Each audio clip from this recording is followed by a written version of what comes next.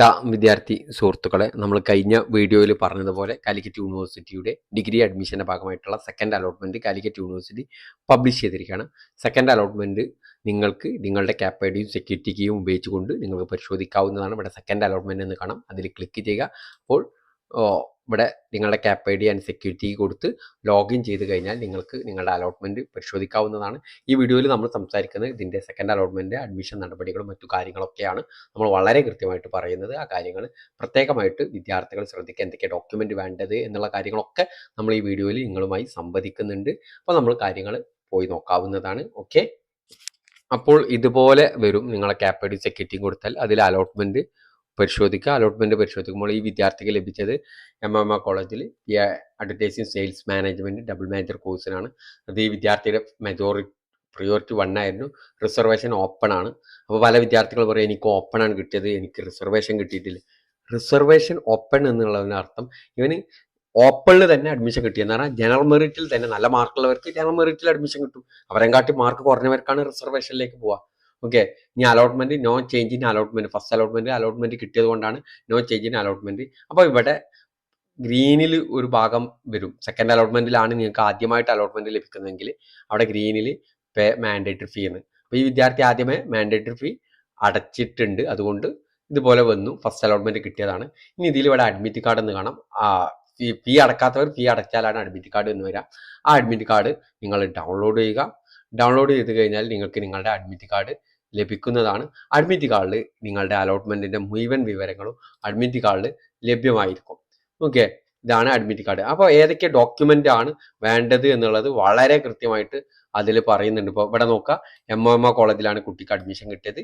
BA advertising and sales management ആണ് course. Open merit ആണ്, priority 1 ആണ്. ഇൻഡെക്സ് മാർക്ക് ഇവിടെ കാണുന്നുണ്ട്. കോളേജിന്റെ ഫോൺ നമ്പറും MMA കോളേജിന്റെ ഇമെയിൽ ID ആണ് ഇവിടെ ഉള്ളത്. ഇനി ഇവിടെ നോക്കാം, allotted students contact the college and take permanent admission on or before 2nd July 2026 5 PM 5 മണിക്ക് മുമ്പായി.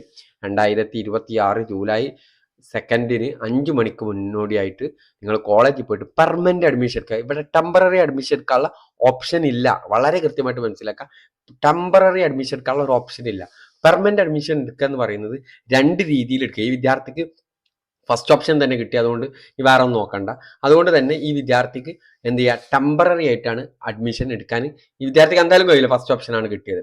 ഇനി നിങ്ങളെ ഹയർ ഓപ്ഷൻ നിലനിർത്തുന്നുണ്ടെങ്കിൽ, നിങ്ങൾക്ക് ഫസ്റ്റ് ഓപ്ഷൻ കിട്ടുകയാണെങ്കിൽ പെർമനന്റ് ആയി.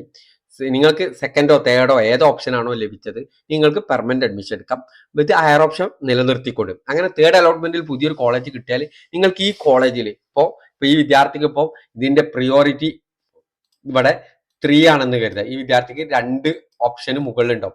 അടുത്ത അലോട്ട്മെന്റിൽ ഒന്നെങ്കിൽ ഇതിലേക്ക് പോകും, അല്ലെങ്കിൽ 3യിൽ തന്നെ ഉണ്ടാവും. അങ്ങനെ അടുത്ത അലോട്ട്മെന്റിൽ സെക്കൻഡ് ഓപ്ഷൻ ലഭിച്ചു കഴിഞ്ഞാൽ ഈ MMA കോളേജിൽ നിന്നും ഈ കുട്ടി എന്ത് ചെയ്യണം, TC കൊടുത്ത ഡീറ്റെയിൽസും ഫീസൊക്കെ തിരിച്ച് ലഭിക്കുന്നതാണ്. അതൊക്കെ വാങ്ങിയിട്ട് നിങ്ങൾ എന്ത് ചെയ്യുക, ഈ വിദ്യാർത്ഥി സെക്കൻഡ് ഓപ്ഷനിൽ ഏത് കോളേജാണോ അവിടെ പോയിട്ട് അടുത്ത അലോട്ട്മെന്റിൽ അഡ്മിഷൻ എടുക്കണം. അതോടുകൂടി MMA കോളേജിലെ ഓപ്ഷൻ കഴിഞ്ഞു. പിന്നെ എന്താണ്, തേർഡ് ഓപ്ഷനും കഴിഞ്ഞു. പിന്നെ ഈ കുട്ടി സെക്കൻഡ് ഓപ്ഷനിലേക്കാണ് പോകേണ്ടത്. എന്തൊക്കെയാണ് വേണ്ടതെന്ന് ചോദിച്ചാൽ, ഒന്ന് അഡ്മിറ്റ് കാർഡ്. ഈ പേപ്പറാണ് അഡ്മിറ്റ് കാർഡ്.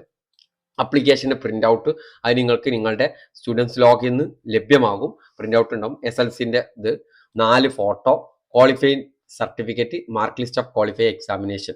ഓക്കെ, TC, നിങ്ങൾ +2 പഠിച്ച സ്കൂളിന്റെ TC, contact certificate, CC, equivalency recognition certificate ആവശ്യമുണ്ടെങ്കിൽ മതി. കേരളത്തിൽ നിന്നും +2 കഴിഞ്ഞവർക്ക് ആവശ്യമില്ല. ഇനി other documents, nativity, community, non criminal, അത് EWS കോളേജിൽ നിന്ന് ആവശ്യം പറയും. ഈ കുട്ടി ഓപ്പൺ മെറിറ്റിലാണ്, ഇതിനൊന്നും ആവശ്യമില്ല. പക്ഷെ കോളേജിൽ നിന്ന് അത് ആവശ്യം പറയാണ്, ഈ ഗ്രാൻഡും മറ്റു കാര്യങ്ങളൊക്കെ. ആ സമയത്താകുമ്പോൾ കൊടുത്താൽ മതി. പിന്നെ ബോണസ് വെയിറ്റേജ് മാർക്കിന് എന്ന് പറഞ്ഞാൽ നിങ്ങൾ NSS, NCC, സ്കൗട്ടൊക്കെ കൊടുത്തിട്ടുണ്ടെങ്കിൽ അതിന്റെ certificate, qualify 2 copies of qualifying certificate, all other document to be submitted as per the demand of admitting authority. നമ്മൾ +2ന്റെ മാർക്ക് ലിസ്റ്റ് എന്ത് ചെയ്യാണ്, അതിന്റെ 2 കോപ്പി പ്രിന്റ് ഔട്ടും കൂടി കൊടുക്കാൻ പറഞ്ഞിട്ട്, +2ന്റെ മാർക്ക് ലിസ്റ്റ് കിട്ടിയിട്ടില്ലെങ്കിൽ നിങ്ങൾക്ക് കിട്ടിയ ഒറിജിനൽ സർട്ടിഫിക്കറ്റ് കിട്ടിയില്ല, കിട്ടിയ സർട്ടിഫിക്കറ്റ് കൊണ്ട് ഓൺലൈനിൽ നിന്ന് കിട്ടുന്ന മാർക്ക് ലിസ്റ്റ് കൊണ്ടുപോയി കോളേജിൽ പോയിട്ട് നിങ്ങൾക്ക് അഡ്മിഷൻ എടുക്കാവുന്നതാണ്. ഇന്ന് മുതൽ നിങ്ങൾക്ക് അഡ്മിഷൻ എടുത്ത് തുടങ്ങാവുന്നതാണ് എന്നുള്ള കാര്യം മനസ്സിലാക്കി വെക്കുക. ഇതിൽ ഓരോ ഡോക്യുമെന്റുകൾ എവിടെ നിന്ന് കിട്ടുമെന്നുള്ള ഒരു പ്രശ്നം ഉണ്ടാവും. ഇതിലുള്ള അപ്ലിക്കേഷൻ പ്രിൻ്റ് ഔട്ടും മറ്റു കാര്യങ്ങളൊക്കെ എങ്ങനെ കിട്ടുമെന്നുള്ളത് നിങ്ങൾ നോക്കുന്ന ഒരു കാര്യമായിരിക്കും. നിങ്ങൾ എന്ത് ചെയ്യണം, കോളേജിൽ പോയിട്ട് അഡ്മിഷൻ എടുക്കുക. എത്രയാണ് ഫീസ് എന്ന് ഇവിടെ ചോദിച്ചിട്ട് കാര്യമില്ല. ഓരോ കോളേജിനും ഫീസിൽ വ്യത്യാസം ഉണ്ടാകും എന്നുള്ളത് മനസ്സിലാക്കി വെക്കുക. ഇനി ഇവിടെ നമ്മൾ ഹോം അടിച്ചു കഴിഞ്ഞാൽ നിങ്ങളുടെ പ്രിൻ്റ് ഔട്ട് മറ്റു കാര്യങ്ങളൊക്കെ വരുന്നതാണ്. പ്രിൻ്റ് ഔട്ട് എങ്ങനെയാണ് എടുക്കേണ്ടത്, ഇവിടെ ഡൗൺലോഡ് പ്രിൻ്റ് ഔട്ടിൽ പോയാൽ നമുക്ക് നമ്മൾ അപേക്ഷിച്ചതിൻ്റെ പ്രിൻ്റ് ഔട്ട് ലഭിക്കും. അത് ക്ലിക്ക് ചെയ്ത് അവിടെ പുതുതായിട്ട് ഡൗൺലോഡ് ചെയ്ത് വരും. അതിൽ ക്ലിക്ക് ചെയ്താൽ മതി. ഇനി ചലാൻ റെസിപ്റ്റ് നമ്മൾ പ്രിൻ്റ് ഔട്ട് വന്നു. അപേക്ഷിച്ച സമയത്തുള്ള അപേക്ഷാ ഫീസിൻ്റെ 520 രജിസ്ട്രേഷൻ ഫീസിൻ്റെ ഇതിൽ ക്ലിക്ക് ചെയ്താൽ അത് ലഭിക്കും. മാൻഡേറ്ററി ഫീ അടച്ചതിൻ്റെ റെസിപ്റ്റ് അത് ഇതിൽ ക്ലിക്ക് ചെയ്താൽ അതും ലഭിക്കും. അതും പ്രിൻ്റ് ഔട്ടും കൊണ്ടാണ് കോളേജിൽ ഇതിൽ നിന്ന് നമുക്ക് കിട്ടേണ്ടത്. ഇനി ഈ വിദ്യാർത്ഥിക്ക് ഹയർ ഓപ്ഷൻ ഇല്ല, വിദ്യാർത്ഥിക്ക് no higher option, first option ആണ് കിട്ടിയത്. ഹയർ ഓപ്ഷൻ ഇല്ല, ഹയർ ഓപ്ഷൻ വേണ്ടവർക്ക് ഡിലീറ്റ് ചെയ്യാവുന്നതാണ് എന്നും കൂടി അറിയിക്കുകയാണ്. ബാക്കി കാര്യങ്ങൾ നമ്മൾ ഉടൻ തന്നെ നിങ്ങളുമായി പങ്കുവെക്കുന്നതായിരിക്കും. കോളേജിൽ പോയിട്ട് പെർമനന്റ് അഡ്മിഷൻ എടുക്കുക. Okay, thank you.